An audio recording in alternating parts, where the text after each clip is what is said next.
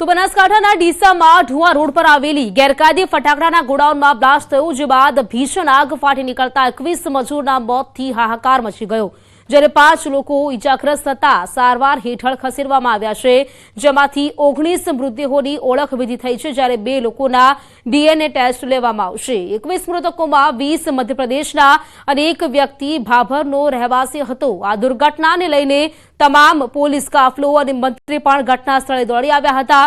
પોલીસે ફેક્ટરી માલિક પિતા ખૂબચંદ મોહનાણી અને પુત્ર દીપક મોહનાણીની સાબરકાંઠાથી અટકાયત કરી છે। આ કેસમાં તપાસ માટે 5 જેટલા સભ્યોની એસઆઈટીની ટીમ બનાવવામાં આવી છે।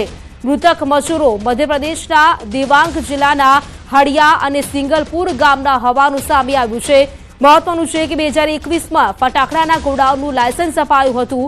31 ડિસેમ્બર 2024માં લાયસન્સ એક્સપાયર થઈ ચૂક્યું હતું, જે રિન્યુ માટે આપતા પોલીસ અને મામલતદારની ટીમ સ્થળ પર જઈને તપાસ કરી હતી, ત્યારે ગોડાઉન ખાલી હતું। તો છેલ્લા 15 દિવસમાં ગેરકાયદેસર રીતે ત્યાં કામ ચાલી રહ્યું હતું।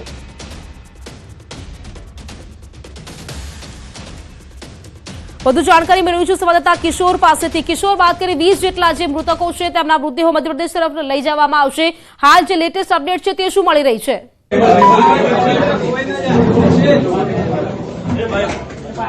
પરિવારજનો અહીંયા પહોંચ્યા છે। પરિવારજનોએ આશ્ચર્ય જણાવ્યો છે કે જે પણ મૃતદેહો છે તેમને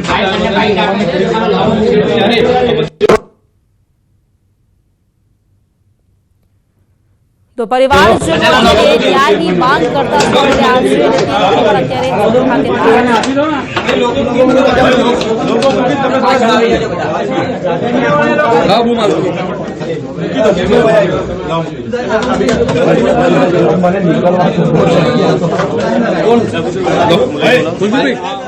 હાલ વાત કરીએ તો પરિવારજનો ન્યાયની માંગ કરી રહ્યા છે। તેમનું કહેવું છે કે આ જે ફેક્ટરી છે ગેરકાયદે જે ચાલી રહી હતી અને તેના કારણે બ્લાસ્ટ થયો હતો। હાલ તો જે ફેક્ટરીના માલિક પિતા અને પુત્રની અટકાયત કરવામાં આવી છે, પરંતુ જે પરિવારજનો છે તેઓ ન્યાય ઝંખી રહ્યા છે। તેમનું કહેવું છે કે આ જે મોત થઈ છે તે મામલે તેમને ન્યાય મળવું જોઈએ। મધ્યપ્રદેશથી પરિવારના જે લોકો જે છે અહીંયા આવ્યા છે। આપ દ્રશ્યોમાં જોઈ શકો છો કે પોલીસ અને પ્રશાસન જે છે તેમને રોકી રહ્યા છે। આપ સીધા દ્રશ્યોમાં જે પ્રમાણે જોઈ શકો છો કે કઈ રીતે આ લોકો અહીંયા બેસી ગયા છે, ન્યાયની માંગ કરી રહ્યા છે।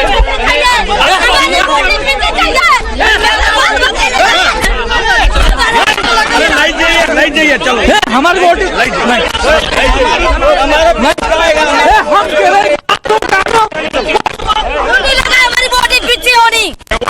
हमारा बाल बच्चे हमारी बॉडी पीछे हमें पता है हमें मर गया पे मेरा बच्चा है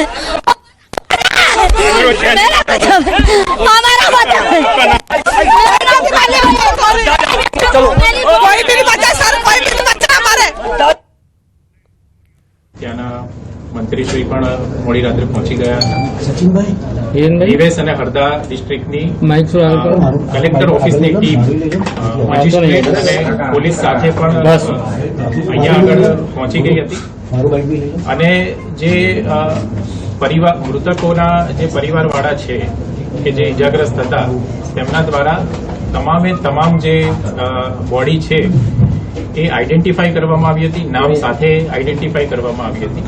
ત્યારબાદ દેવાસ જિલ્લાના જે 10 જેટલા મૃતદેહો છે એ એમના કલેક્ટર ઓફિસમાંથી જે ટીમ આવેલી હતી એમના મેજિસ્ટ્રેટની હાજરીમાં ઓળખ કરાવી 10 જે મૃતકો છે એને એમ્બ્યુલન્સ મારફત દેવેશ જે એમનું જિલ્લામાં મૂળ વતન છે ત્યાં આગળ પોલીસ એસ્કોર્ટ સાથે અને મધ્યપ્રદેશ ડિસ્ટ્રિક્ટ એડમિનિસ્ટ્રેશનની ટીમ સાથે રવાના કરવામાં આવી છે। આ ઉપરાંત જે હરદા જિલ્લાના 8 જેટલા મૃતદેહો હતા એમની પણ એમના પરિવારજનોની હાજરીમાં ઓળખ કરાવી અને એમ્બ્યુલન્સ મારફત એમના જે મૂળ વતન છે ત્યાં આગળ રવાના કરવામાં આવ્યા છે। આ સમગ્ર જે પ્રક્રિયા હતી એમાં મધ્યપ્રદેશ જિલ્લાના માન્ય મંત્રીશ્રી, આઈજી અને ડીઆઈજી કક્ષાના સિનિયર અધિકારીશ્રી, મધ્યપ્રદેશ સરકારમાંથી સબ ડિવિઝનલ મેજિસ્ટ્રેટશ્રી, ડીવાયએસપીશ્રી, તમામ જે ઉચ્ચ અધિકારીઓ છે અને પરિવારજનો દ્વારા જે ઓળખ કરવામાં આવી છે તે તમામ પરિવારજનો સાથે હતા। ચોક્કસથી એક આ જે ઘટના છે એ ખૂબ દુઃખદ ઘટના છે। જેના પરિવારમાં આ ઘટના બની હોય એના ઉપર જ વીતે અને એને જ સમજાય એટલે ક્યાંક ને ક્યાંક પરિવારજનોમાં આક્રોશ હોઈ શકે છે. પણ તમામ જે વેરિફિકેશનની પ્રક્રિયા છે એ ગુજરાત સરકાર અને મધ્યપ્રદેશ સરકારના ઉચ્ચ અધિકારીશ્રીઓ અને મંત્રીશ્રીની હાજરીમાં વેરિફિકેશન બાદ જ પૂર્ણ કરવામાં આવી છે. તો જે પરિવારજનો આક્ષેપ કરી રહ્યા છે એમના સ્વજનોની ડેડ બોડી અહીંયા અત્યારે હાજર છે. મેં આપને જેમ કીધું એમ કે જે પણ 18 મૃતદેહો મોકલવામાં આવ્યા છે તે તમામે તમામ જે મૃતદેહો છે એનું આઈડેન્ટિફિકેશન કરી લેવામાં આવ્યું હતું અને મધ્યપ્રદેશ જે સરકાર છે એની ડિસ્ટ્રિક્ટ એડમિનિસ્ટ્રેશનની ટીમ મજિસ્ટ્રેટ અને ડીવાયએસપી કક્ષાના અધિકારીઓ સાથે ડેડ બોડી લેવા માટે અહીંયા આવી હતી અને એમને એમ્બ્યુલન્સ સાથે ડેડ બોડી સુપ્રત કરવામાં આવી છે. અત્યારે કોઈ ડેડ બોડી અહીંયા છે? હાલમાં જે તમામે તમામ 18 મૃતદેહો છે એ મધ્યપ્રદેશ સરકાર તરફથી જે મજિસ્ટ્રેટની ટીમ આવી હતી તેમને સુપ્રત કરવામાં આવી દીધી છે અને એમ્બ્યુલન્સ હાલમાં મધ્યપ્રદેશ જવા માટે રવાના થઈ ગઈ છે.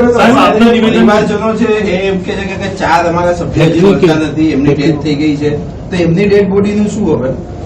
મેં જેમ આપને કીધું એમ કે કુલ 21 લોકોના મૃત્યુ થયા હતા.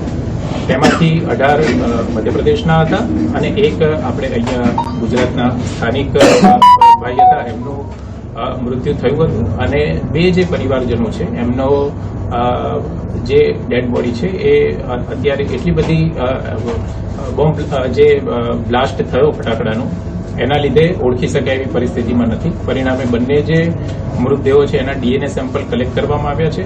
સામે તેમના પરિવારજનો છે એમના પણ ડીએનએ સેમ્પલ કલેક્ટ કરી લેવામાં આવ્યા છે અને ડીએનએ મેચિંગનો રિપોર્ટ આવ્યા બાદ એ બાકીના જે 2 મૃતદેહો છે એને એમના પરિવારજનોને સુપ્રત